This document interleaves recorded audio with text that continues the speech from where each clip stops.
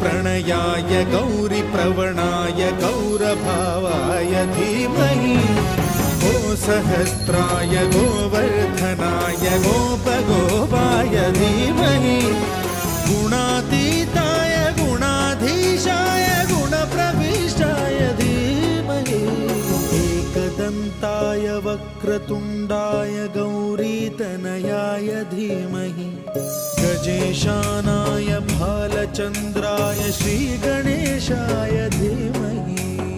एकदन्ताय वक्रतुण्डाय गौरीतनयाय धीमहि